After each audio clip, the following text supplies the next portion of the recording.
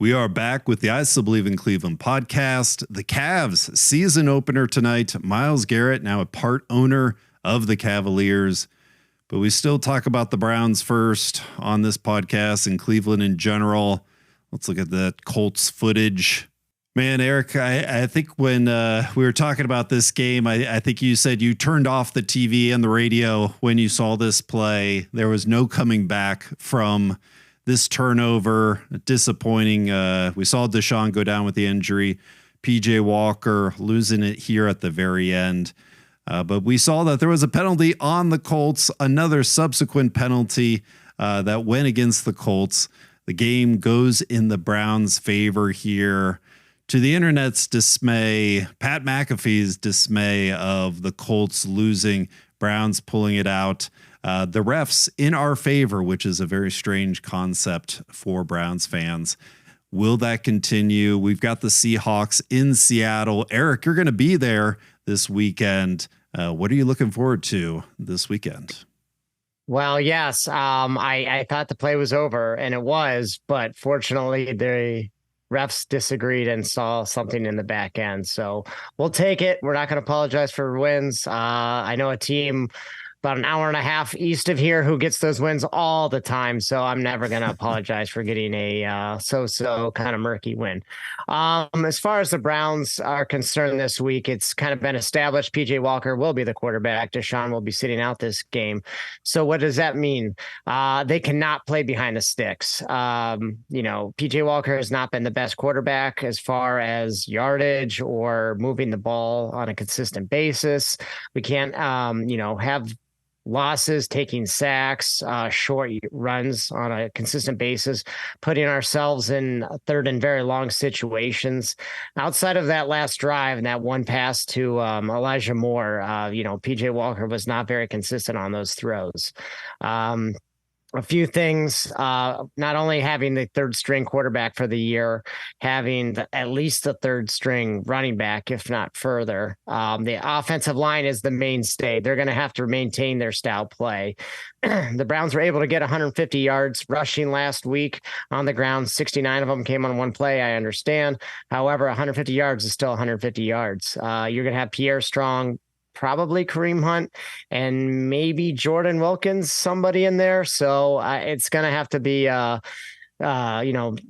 bubble gum and tape for this next couple of weeks with their run game. But if the offensive line can do their jobs, I like.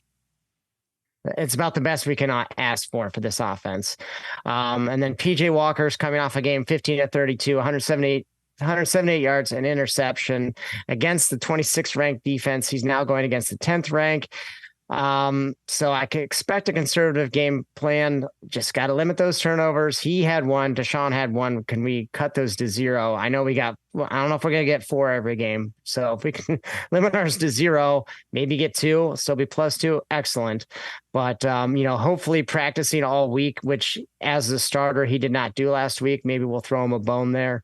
So there's that. And then last but not least is interesting thing on Stefanski's press conference today. He said that the Cardinals had 8 false start penalties against the Seahawks in Seattle last week.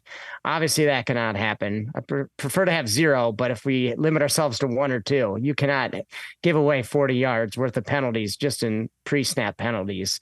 So we saw what happened in the Niners game. Fortunately, both teams were penalized pretty evenly in that one, but again, can't go behind the sticks. Got to give our offense a chance to score points.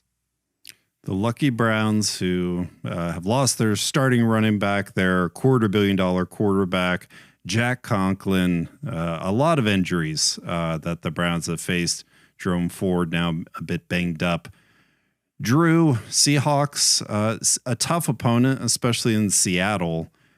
I guess, what should we be worried about making this trip out west?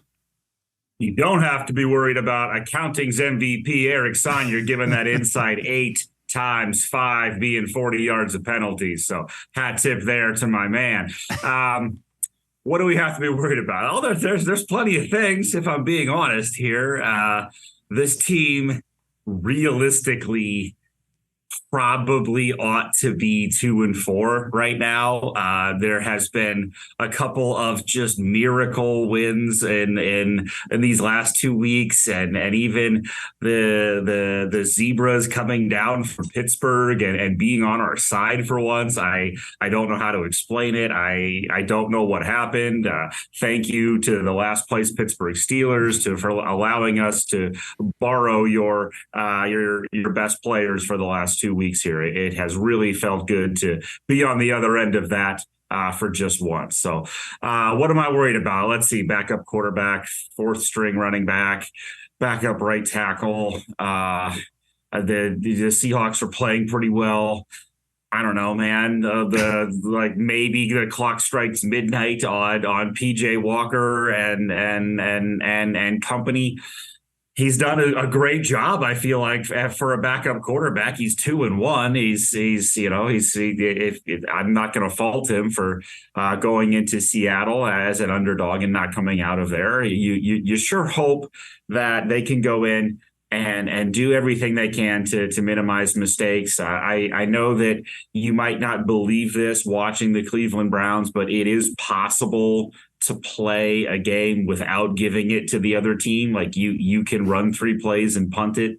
I think that if we can do that a little bit, maybe play some field position, the defense is still awfully good.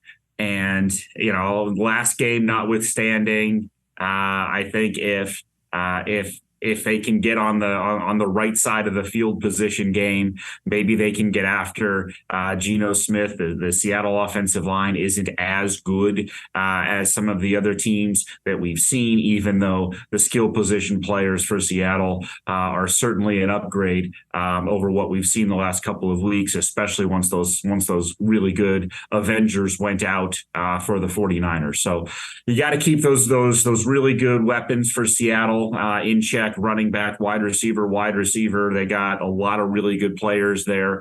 But if you can pressure the quarterback, you got a chance. I like our odds. This game, especially the game against the Cardinals coming up. We've got the Ravens and the Steelers after that.